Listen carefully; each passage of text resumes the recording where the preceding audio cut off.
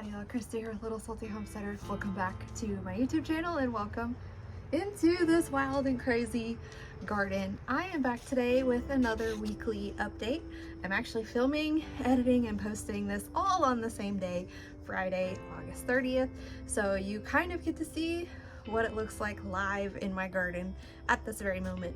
Usually I film it on Thursdays and then post on Fridays, but yesterday we got some surprise rain. It rained for almost 4 hours here at my house. Whenever we get over there to the rain gauge, I'll show you guys how much rain we actually got, but it was desperately needed. Truck going by. So I'm really happy about that.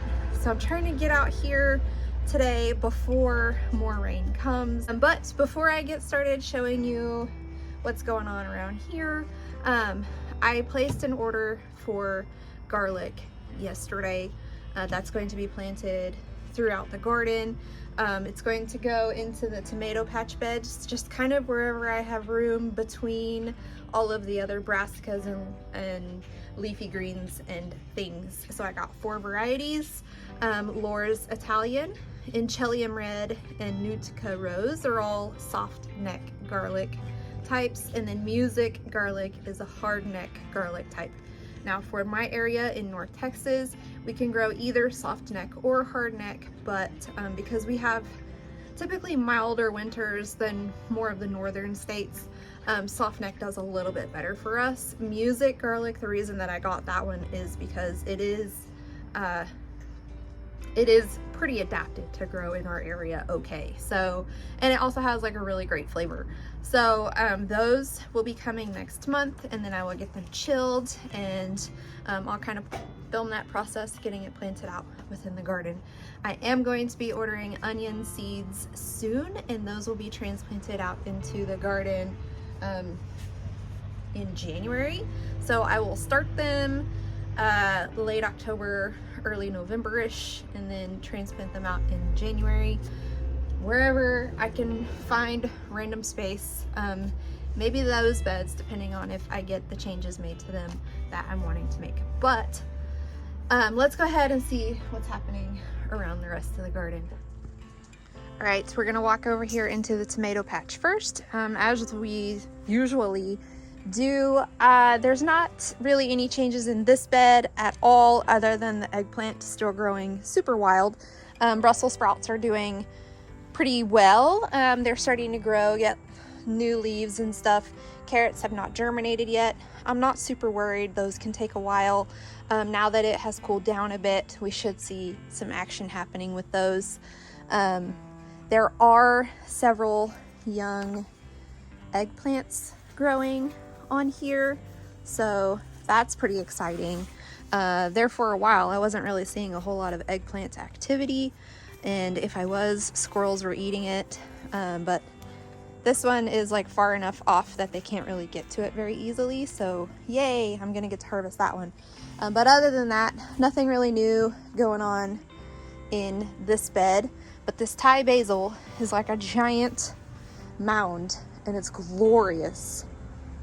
So this bed has had some updates made to it. It has several varieties of carrots planted in. Last week I discussed the carrots along this side. Some more varieties got planted in between some tomatoes there. And then over here, dragon carrots. No, I apologize. Cosmic purple carrots and Danvers 126 are what went in this week into those spaces. And then cauliflower was transplanted in as well. So all the way down this bed, cauliflower is now growing, and I have a weed there that I'm gonna go ahead and pull out. But that's basically the changes that have happened in this bed. Tomatoes, we should start seeing some fruit set now that it has cooled down. I just, probably need to do an inspection for hornworms because I see some kind of empty stems there. And I probably also need to do some trellising and some pruning. I just have not had the time this week. I had some work deadlines that I needed to get done with, so maybe this weekend. I have a 3-day weekend, so maybe I can get out here and get things trellised and cleaned up, because it's looking really wild and it's really hard to walk down this aisle now. But if you can see, there's a lot of blooms happening there, so that's really good. This basil, that's the blue spice, and it smells so good. But let's go ahead and move on to this bed, because stuff has started to get transplanted into it. Okay, so this is variegated collard greens right here. Originally, my plan was to plant them in that back bed, but I had a change of heart. And the reason why is because this bed is also going to hold kale, and kale and collard greens have about the same frost tolerance level. So because they will require the same amount of frost cover or protection from the cold weather, I thought it made more sense to plant them together, because originally Chinese cabbage was going to go in here, and that one is much more delicate. So I feel like having it closer to the house will kind of give it a little bit of a warmer zone, and I'll be able to protect that bed a little bit easier than this one that's kind of out in the middle of the yard, so to speak. So kind of change of plans on that. Spinach was also going to come into this bed. However, by the time I get all of the collard greens and all the kales in here, I'm not really sure what kind of room I'm going to have. So I'm going to direct the spinach seeds in between the cauliflower plants in the middle of that bed. I think they'll do relatively okay there. And then possibly in the middle of the Brussels sprouts back there. We will see. I have 3 different types of spinach that will be direct sown out here. So we'll just kind of see, you know, where I have space to put it. But this bed's going to be pretty full of the other big leafy greens. So I don't know if I'll be able to squeeze it in here or not. Plus, you know, I'm going to have to squeeze in all those types of garlic somewhere. But that's kind of the update for this wild, unruly section. And I do apologize. The grass is incredibly long. We have not gotten around to mowing it in a couple of weeks, and it's going to be raining for the next 5 days. So I'm not really sure when we're going to mow it. So it's kind of a jungle like the rest of the garden at this point. Now, these beds, there's only a couple of changes in these beds, and it's in that one down there, which we'll discuss in a minute. But the okra is still doing okra things. You can see lots of blooms on there. I really think that the however many inches of rain we got yesterday really gave these plants a good shot of, like, you know, plant soluble nitrogen and other nutrients. So everything is looking really happy out here. I did heavily harvest all of the banana peppers off of these plants, but you can see it just bounced back and is already putting on more blooms and everything else. So I'm going to have banana peppers probably until the frost, unless I just get sick of managing them and I cut the plants down, which I may do. We'll see. Bell peppers, these are still doing really well. Since it cooled down, hopefully we have less instances of like the sun scald and stuff. But if you look back here, those are a pretty good size. I've been harvesting them all week for cooking different things, and the plants just keep providing. So I'll just keep harvesting and using them as I need them. But it has been really great to not have to buy peppers for anything since probably May. So that's been really great. This heavy hitter okra, you can see how it has 2 main stalks instead of 1, and it's doing pretty well. It's not as tall as the other ones, but that was because of storm damage, kind of knocked it down, and it had to grow back from a nub essentially. The varieties in this bed seem to be much more prolific than the ones in that bed. which we'll get to here in just a second. But this white velvet on the end here had several side shoots come off instead of just one main stem. So this one really is like a shrub. And each one of the side shoots is producing okra all the way up. And hopefully we see my praying mantis friend out here. I've seen him or her the last few days. I don't see them right now, but they kind of hang out on this okra.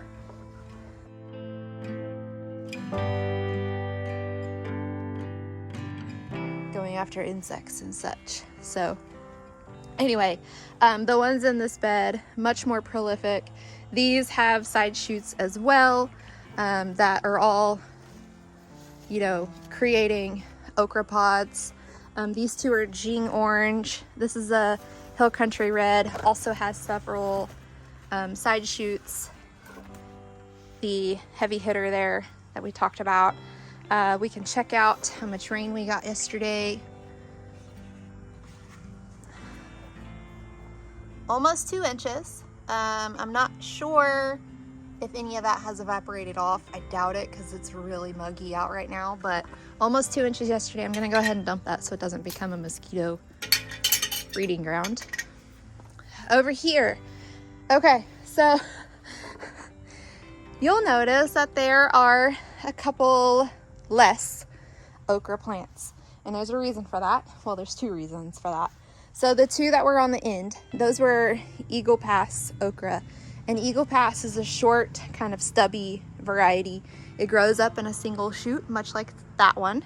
I'm guessing the garden soil right here was really soft because with the wind and the rain yesterday, both of these 2 okra plants were leaning way out into the yard, and I couldn't get them to stand straight up. I could have probably driven a T-post in the ground and just tied them off to the T-post, but they weren't really producing much either. So I just made the decision to go ahead and cut them down. I have some root vegetables that start to get seeded out into the garden next week, and I need a place for those. So I thought, you know, that would open up quite a big space for those to come into the garden. They weren't, you know, they weren't productive, and they were leaning into the yard. So I kind of just made the decision to go ahead and clear them out for fall gardening. These 2 are productive. They do have some sort of side shoots starting to happen there that are also producing as well. These 2, I am torn between just letting them go so I can see how tall they're going to get, or going ahead to cut them down, because they're not super productive either. You can see one up there that can be harvested right around that area-ish. But other than that, they're not like pollinating very well that high. And other than providing shade for my purple bell peppers, they're not really doing anything else for the garden, since they're not doing the greatest job at providing food for us at the moment. So I don't know, maybe I'll leave it up to you guys to decide. Do we just let them go and see how tall they're gonna get, or do we go ahead and cut them down, make room for fall root vegetable crops, and move on? I'm good with either way, but I just haven't decided one way or the other. Over here, the red zinnias are still doing really well. Whenever we do have the opportunity to mow, we're gonna have to actually take those containers up onto the patio, because you can see where the stalks are just like out into the yard, so you can't really mow around them. But my husband remarked how pretty the flowers were, so he's not mad that they're, you know, out in the yard or anything. It's just one of those things where they're kind of in the way, but that's okay. Sunflower patch. So we now have four sunflowers that are open. This one is my current favorite. It's really pretty. This one was the first one to open, so it's kind of fizzling out at this point. And then this one, and then we have this guy down here. I don't think it, got to its full size before it decided to go ahead and form a flower. But then we're gonna have this one open up soon, and maybe it'll be similar to that one, which will be cool. But lots of other flower heads forming on these here.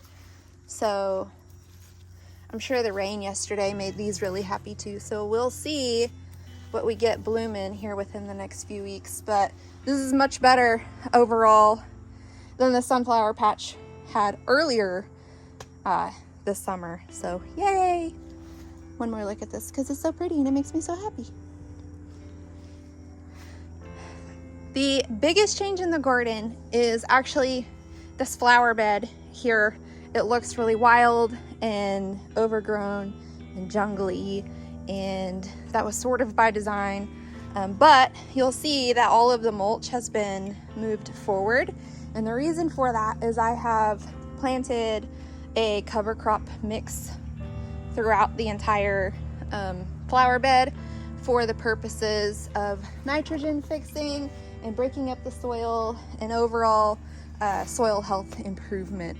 So I have some bush beans I have bush beans planted, crimson clover, a little bit of Takayun buckwheat, although my package didn't have anything left in it after like 3 seeds got sprinkled out, so I'm not sure if that will come to fruition. I have mustard greens, and then I have some daikon radishes. So all the way down I have moved the mulch forward to get the cover crop planted. Once everything kind of germinates pretty well, I'll move the mulch back. The reason why the cover crops are not along the front here is because I do want to plant some daffodil bulbs here, and I need to get those in probably within the next month so that they'll be able to bloom in early spring. But lots of flowers blooming, even with me in here messing with things, making a mess. So it's looking really pretty. More red zinnias. That red is just so vibrant. And then we have this one making a mess all the way down. Oh, and I also transplanted in a few echinacea and then a few gaillardia plants. There's more gaillardia that got transplanted in than the echinacea. There was only 4 echinacea total. So there's 2 at this end and 2 at that end. And then I think that there's 8 gaillardia or 7, one or the other. So those are perennials. They will continue to grow and make more flowers year after year. So I wanted to make sure that I had a good mix of perennial flowers and annual flowers in here, feed the native insects and all of those things. So that's kind of what's going on with the wild and crazy flower bed. Cowpeas, there's not really much change over here. I think I may need to dump some fertilizer down unless the rain did the trick to give these guys a boost of nutrients. You can see lots of blooms on here, so hopefully I have a good run of cowpeas coming soon. There's a few growing, but not as many as there was in, say, July-ish. So it looks really green, it looks really healthy, but I'm just not getting as many peas as I would like. So hopefully that rain helped. Like I said, I do see quite a few blooms, so we shall see. Okay, hot pepper green stalk. I have only been harvesting what I have needed for cooking. So there's like 1 million peppers on here. You can see there's quite a few that are ripe. I need to harvest them today before the rain comes again, because we are slated for rain at 3 p.m. I think. So I need to harvest all of these that are getting ripe. I have jalapenos. that are getting ripe, these Buena Mulata peppers. And I think I'm just gonna go ahead and harvest every jalapeno that I see. Let these plants, and then every serrano that I see. I have lots of cayennes that are getting red here. Go ahead and harvest all those. Let the plants go through another bloom cycle. See if I can get another run before we get the first frost, which averages for us November 15th. I think that's plenty of time to grow out some more, you know, another run of peppers off of here. So I'll be able to pickle some jalapenos, maybe make some cowboy candy. I have no idea what this plant is. It was supposed to be a jalapeno, but none of these really look like jalapenos. They look kind of like bell peppers, but not. I don't know. It's really weird. If you guys know what this might be, let me know. I planted mostly jalapenos, so not really sure what that would be, but yes, I need to come out here, do a heavy harvest, and then see what happens after that. It is just insane to me how well this pepper green stalk has grown this year. Last year I really struggled with peppers, and I grew them in the green stalk as well.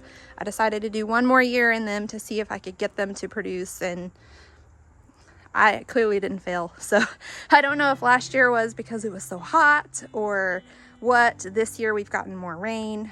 I don't know, but I'll take it.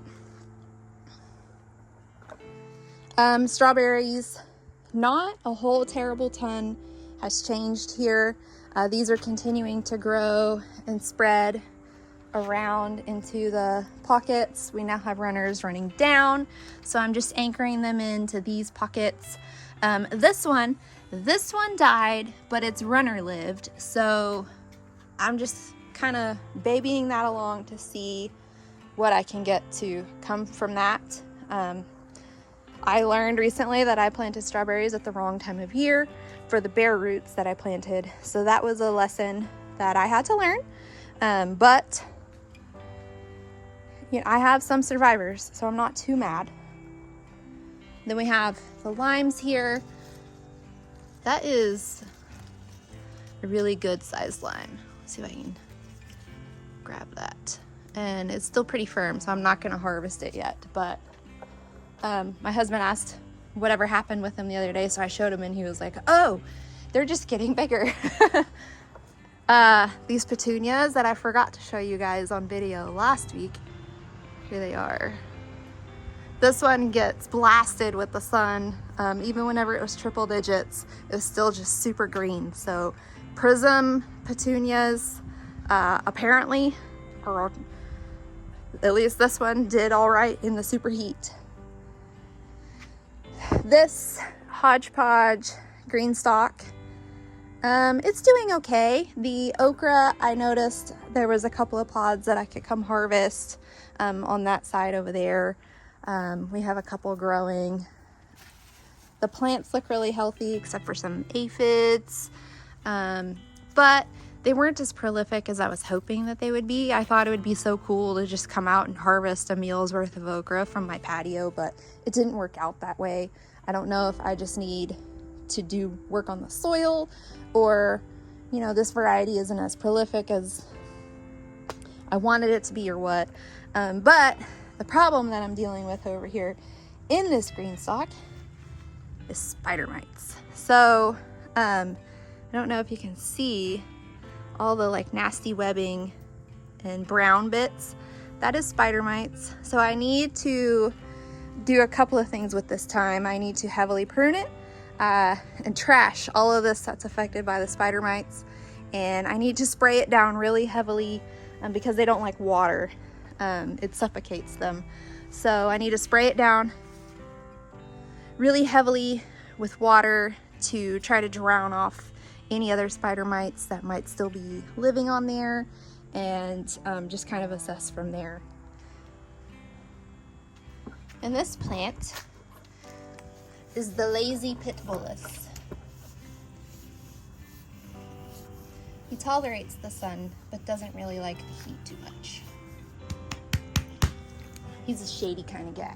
All right, I'll give you guys a quick seedling update. These are the seedlings that I have currently hardening off to be transplanted out. These will be transplanted out on Tuesday. We have the Napa, this is the Hilton Chinese cabbage and Alabama blue collard greens. So I need to pour some water off of that because it rained a lot yesterday and that tray is overwatered.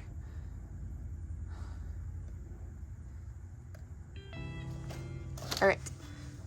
And then the next week after that is all of these hybrid broccoli, cauliflower varieties and some more collard greens and some cabbages, I think. I think there's some cabbages in there. So all of those will go out the following week. So in 10 days or so, those will go out into the garden as well.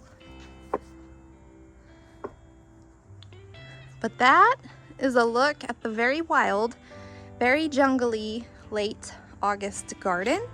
There's a lot going on, surprisingly. Things are slowly changing, things are slowly being updated, but it's really exciting. And I'm really happy about all of the food that has come out of the garden so far this year.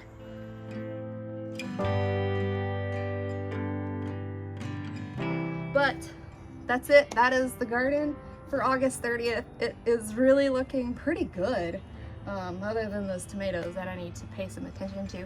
But if you like today's weekly update and you want to see how the garden changes and progresses from week to week, please hit that like and subscribe and comment and do all those different YouTube-y things.